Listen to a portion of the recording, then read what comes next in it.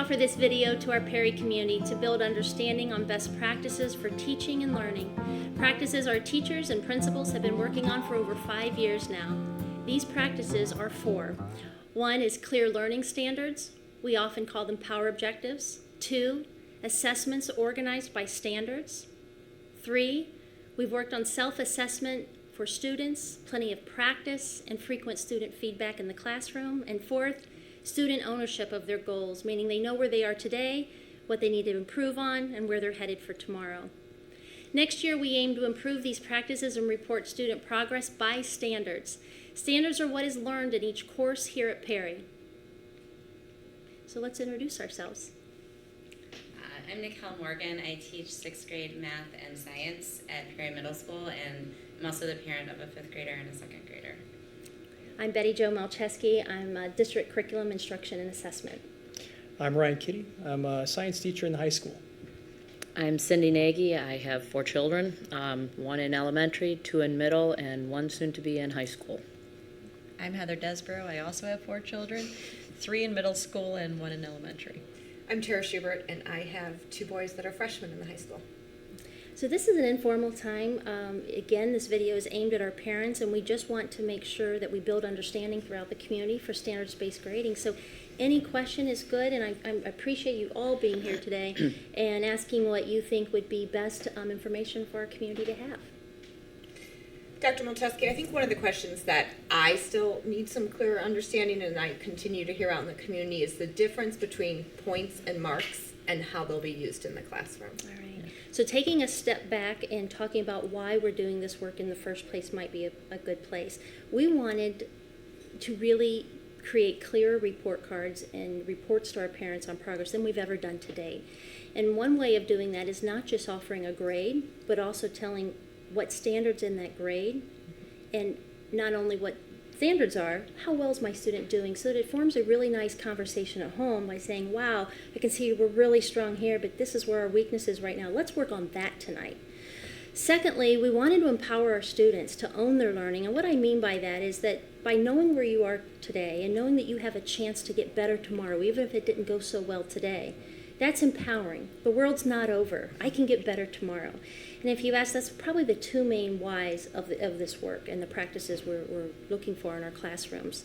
So in order to get those grades and to grade by standards, we have in the elementary school, all elementary next year are grading with standards only, meaning they will let you know that a standard's proficient, which simply means it's been met, and probably the student's ready to even go beyond the standard, if it's in progress, or if it's not met.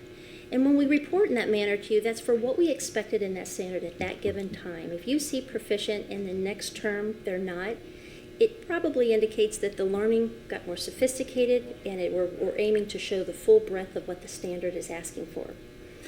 And so with that, at the elementary and at the 5 through 12 level, we will not only report on standards, but we will also generate a grade, and this is how.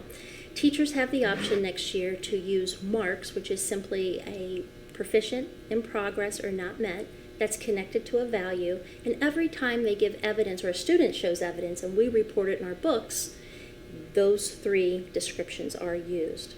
Teachers in the district, again, using that as all elementary, most of our exploratories, and a handful of core teachers at the middle or high school levels, 3 to 5 at this time. I have noticed in this research this year that teachers that have been at this work for a long time, either they've come to us from other districts, they've been a part of our readings, maybe have been a teacher leader for years, have grabbed on to what some of the research says about when we discontinue showing 83s and 86s and 92s at the top of papers, but show more evidence on a rubric of where I am in my learning. I can visibly see what I'm good at and what I'm not and what I need to work on, that promotes more empowerment for students.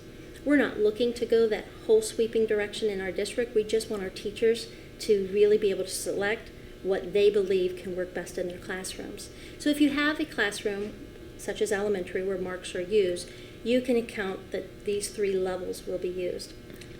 The other option, which was the question, what's the difference between marks and points? The other options teachers will use is to enter in points as they always have. The assessment has 20 points, your child got an 18, and we'll be working with the percentages of those assessments. But what will be an added feature next year, greater clarity, will every piece of evidence that goes in on that standard is always being told to you how that child is doing in the standard. And how do we get grades, no matter if you're in a marks or a points classroom, is how your child is doing in each of the standards. It's averaged to the letter grade. The traditional grading scale is used at Perry, as we have for years, that a 90 and 100 will be an A and so forth. So will class rankings and GPAs and letter grades still be reported on transcripts for Yes. mainly for the high school No students? changes at all to the Perry High School transcript. What we've used for years and decades will remain looking exactly the same. Colleges will be able to see each course, the grade that was earned, and also the GPA. And we can show that at a later time. So if you're using the marks, the IP and the NMs and all that, how is that going to correlate into the score or the Sure. percentage point? Sure. Mikkel, do you mind if I turn it over Yeah, to you yeah, to that's answer a little more?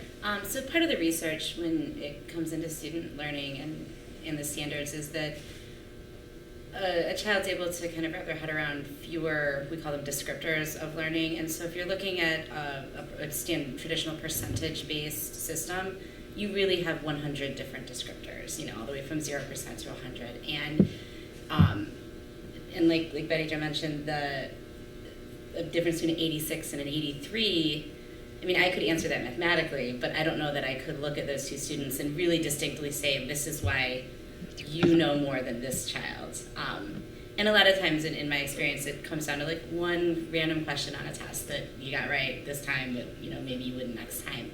And so by drilling down and getting fewer descriptors, we can say to the kids, here, this is what you need to know to get it, or to show us that you get it. This is what it looks like if you're getting close, and this is what it looks like if you need a whole lot of help.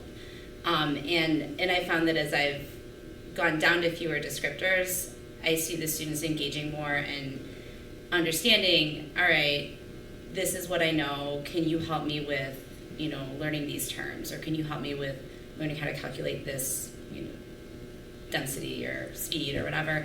And they're very specific. Like, I know from the rubric that I don't know this. Help me. Whereas when I would give tests with percentages, they would say, what can I do to get a better score? And all of a sudden, our conversation is not about what do we need to know, what do we need to learn. It's about, like, how do I get more points? And so for that reason, that's why I'm a marks teacher, and that's how I rationalize it. Now, what I do to help the students understand what that means is we give, at the beginning of every unit, the students have a rubric that shows all of our learning targets, all of the, like, I can statements you may have seen coming home at different points.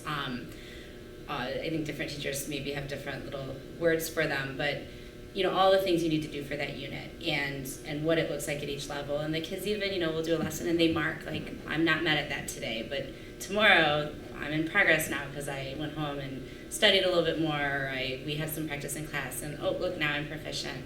And so they even go into the test with a really good understanding of what I need to know, what I can do, and also where are they in that process.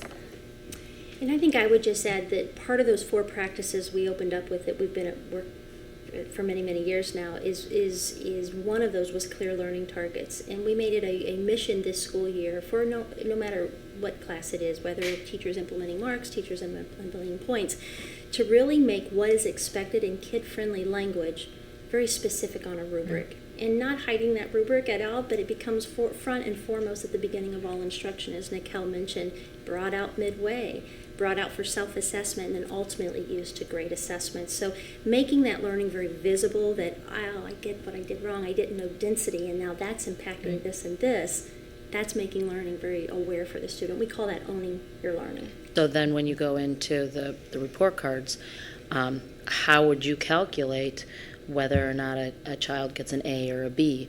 You're giving out the P's and the IPs. How do you come up with, okay, this child is now at an A, and what would the percentage actually look like? So we use actually numbers because we're in an electronic grade book. We've made a decision to do that as a district because we want timely information to our families, unlike when you and I probably went to school and we waited for the 9 weeks and then what came home and parents signed off on. Timely information means you can kind of see this on a daily basis. So when we've chosen to automatically calculate, we as a district have assigned values to that. And so the 4 values that Nicole mentioned was not met, in progress, proficient, and advanced. But this is a child who her goal is to have 100% in everything. So she could do And- it, and she'll get 100. Yeah. And then she would get the Yeah, advanced, for the advanced work A, is 100. I say, yeah, that's what you're saying, so the marks, and Yeah. that's just to understand, because I have the marks. kids all over the spectrum, as you know. A daughter very similar to that. So you would still get the A. So they don't. It's not just a P. And so then somebody No. else that's next from that's just proficient is getting not the So same let's grade. say three pieces of evidence, 3 pieces of work are put in the grade book, and one is a P, and one is an advanced in this setting. Okay, that would be a 95, 95, and 100, a very high A. So we are using direct values consistent across the district so that the calculation can be done in the system. What I think is exciting, and especially for high achieving students, possibly gifted students, is that it's not just about meeting a standard any longer. We're looking at what lies beyond that That's good. and an Yeah. advanced level for that. Some families have said, isn't that what we do in honors classrooms? Isn't that why we take honors classes? And by all means, there's kids that enter that classroom that are able to go on, and there's some that are just solidly showing that they've met the standards in an honors classroom. And I bet Mr. Kitty would be a ace at talking about that, but I don't know what the next question is. I know we had talked about how many of our teachers feel ready to make a full transition to marks versus points. And I was kind of surprised of the percentage that you truly feel are going to be moving into the mark system next year. You thought it was low or you thought it was high? I thought it was pretty much an all, like all teachers had to be using marks. Gotcha. But that isn't correct, right? No, teachers have a choice. Okay. I can tell you all of the elementary is using marks, and I think parents have seen that for years.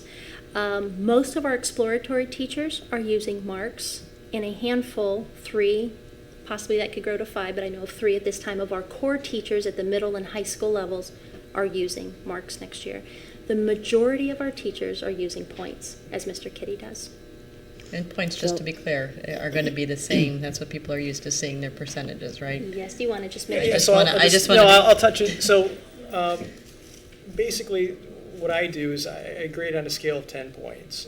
Okay. It's really between a 5 and a 10 because the lowest a student can get is a 5. So what I'll do when I build my assessments, I'll use my rubric as a tool to kind of help me as I build the assessment so it's directly aligned to what I'm teaching for that specific content standard. And when I score that test, if a student gets a 70% on that test, it's a 7.0. That's in progress. If they get a 78%, 7.8. So that's typically how I do it. I found that works much better for my subject, Okay. the complexities of advanced chemistry. Yeah. So it seems to have worked pretty well thus far. So that's pretty typical to what we're seeing this year, even in a non-pilot class. You're seeing maybe a P or an IP in the Well, grade book, but it's associated with a well, percentage. I think what's different about it is that my assessments in my units are directly aligned to a specific objective, which is different from the non-pilot courses. Okay. And I think that gives the students a better description of exactly what they're doing and how they're progressing through the content as we move through the semester.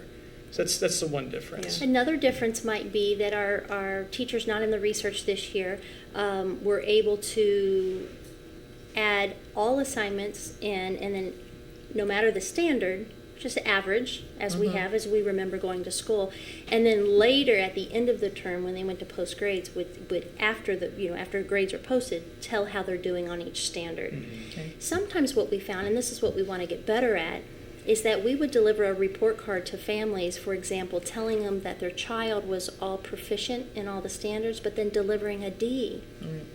And it didn't match up. Or we may say, your child has an A, and then get the state test scores back and say, well, they're basic.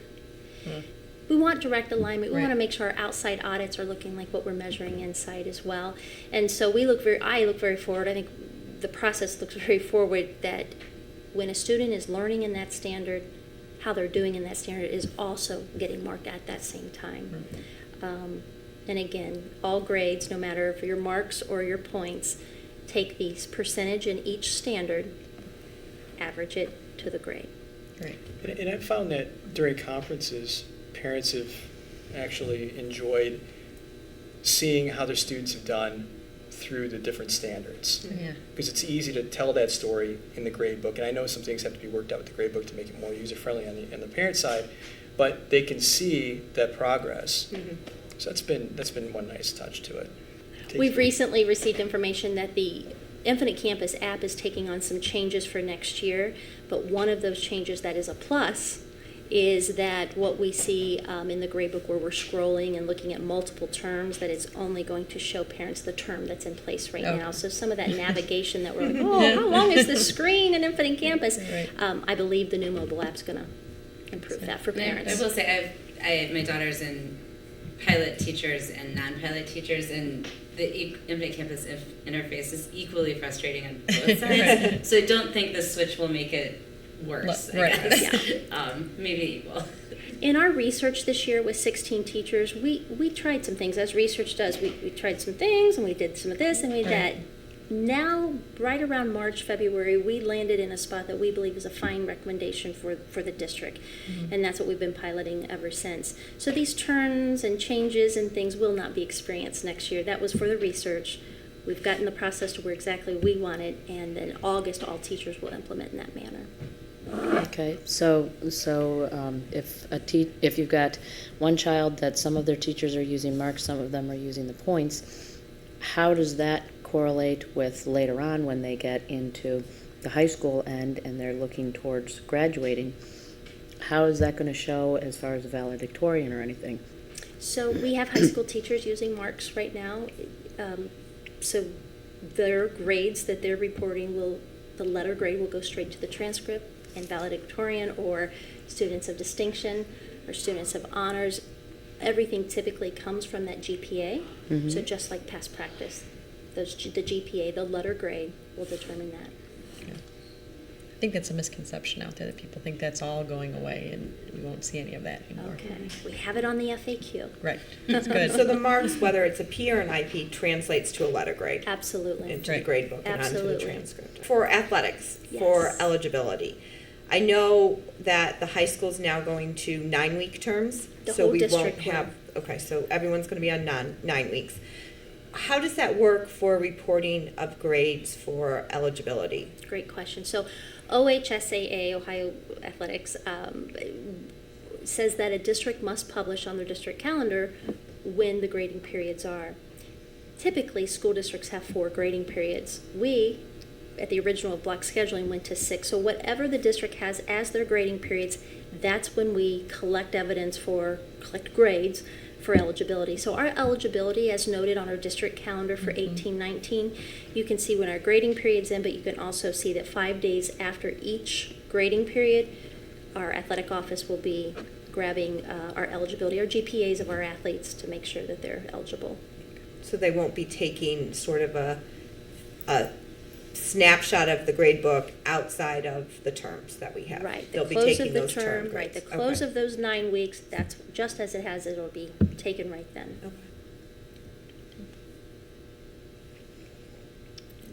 Okay. Yeah, so I think you answered some of the questions we had just on the grades.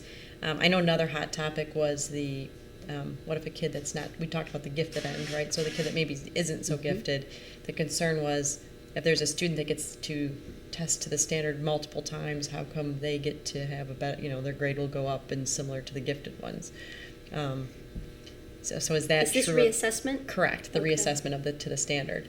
And as you know, I'm one child, I'd be very happy with that because I want them to learn the standard, but I'm trying, how do I explain it to my daughter? And the way I think I was explained before is, well, if it took this individual 12 hours to learn the standard and they still learned it, they deserve the grade, even if it just took you 2 hours to learn it. I love to You use still the put them driver's test example or the Right. the Right. the test for the law, the bar exam as well. But not every attorney passed their bar on the same day. Exactly. Not every child learned to walk on the same day. And Lord knows my 16-year-old, you never know if they're going to pass the test on the day they're supposed to for their driver's license. But kids learn at all different levels Yeah. and different rates, and we believe this system is a step forward Agree. towards helping students to, if they didn't get it on this day, or if something had happened the night before in that family, something wasn't just a true indication of their learning, they would have a chance to reassess. And I think reassessment's a topic that's come up a lot this It is, year. yeah. I think reassessment is for the student that has shown evidence that they are at a higher level of learning than the last time they took the summative. Teachers, would you want to add anything about reassessment? Yeah, sure. I can talk a little bit about what I do. It's for my honors class.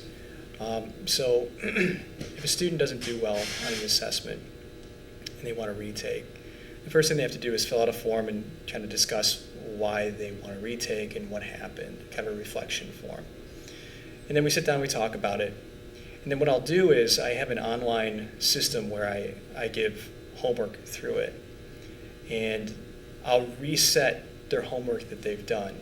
And it assigns new problems that have, well, the answers are going to obviously be different. Mm-hmm. And they have to get, it depends on where they're at, and it depends on the student too. Because I know fair isn't always equal. So typically, they have to get about an 80% on that homework in order to take the assessment over again. Okay. And it takes quite a bit of work for them to do that. I mean, it's not, they can just go home and do it in 15 minutes. It's going to take an hour, maybe 2 hours, because I've given them quite a bit of time to do that homework. Sometimes it's more than a week that I give them to do that. So it hinders students from taking the test and then going, you know what, I'm not going to study for the test. They take it, they bomb it, they come in the next day and say, I want to do a retake. And then they know what's on the test and they do really well Right. on it. Mm-hmm. So it kind of prevents that. Yeah. It keeps students from actually retaking. In other words, I'll put it this way. It makes students actually study for the test because they don't want to actually have to go back and redo Yeah, all right. the work that they've Right. done. So it's worked, at least in my class. No. We have some consistent practices we put in place this year of exactly what Mr. Kitty just said, is that students come to us or we go to them and say, hey, we know you can do better than this. And typically they're saying, I want to get better, and that's what we want them to say. But just as he said in his class, then that would be some reflection, some work to do, and that summatives are for students who are starting to indicate a new level of learning, and it would be worth our time to certainly reassess again. And again, it goes back to our belief in the districts, not every child learns on the same day and at the same rate. So you were just talking about homework in your class and having to retake homework. There's been a lot of questions and a lot of discussion, I think, is homework even going to count? Did students have to do homework? Has a decision been reached what that's going to be, at least in the high school, for next year? Yes, district-wide, it's Okay. going to be 90% of a standard is based on the assessments. Teachers' grade books are made of two categories. I should start there: practice and assessment. The standard, as I said, no matter what class you're in, you'll have a percentage of how students are doing in the standard, but 90% of the grade will be from the tests, the assessments, we call that. The practice, and when I was learning, and when you gave me feedback and I was getting better, those type of assignments placed in practice are 10%. Okay. So we no longer at a point where we would say homework doesn't matter because it doesn't count. It does count, but I wanted to be very clear, it counts at a 10% level versus the summative test that can be retaken Right. if for some reason they're lower than the child wants to earn. Right. Okay. That's good. I mean, we're still dealing with children or teenagers, so I think even 10% associated to homework is a good middle road. It's a good carrot at the end of the Yeah, day. it is. It's enough to make them still do the homework. Sure. Yes, Good. yes. All right. How does it translate from what we're doing in Perry into when they go off to college? Well, I think we could talk a lot about universities that are changing grading practices as well. We could probably talk a lot of time about that. But no matter what, we've always, no matter this system or where we were before, we're just becoming very clear about each of the standards, no matter what we are handing off students that are prepared in the Ohio standards. I think we're on a verge of what we're about to implement district-wide, of doing it even better than we ever have before. But in college and high school, you have to show what you know. and this is about showing what you know and demonstrating learning. So I think they'll be fine. We're noticing that there's colleges across the country, MIT being one, Rutgers being another, Ivy League or not, or even Ohio State and even Miami University in Southern Ohio are showing signs of taking steps it's about learning and feedback rather than just numbers on a paper. I think we'll see more and more of this in our time, but I think when we all kind of push away from the table, our kids are learning, and we are being more clear about what kids are learning, and who can question that. So we will go ahead and close today, and I appreciate each and every one of your time. Again, the purpose of this video is to answer frequently asked questions by our parents about standards-based grading. If you want to learn more, please see the district website under the Academics tab on standards-based learning.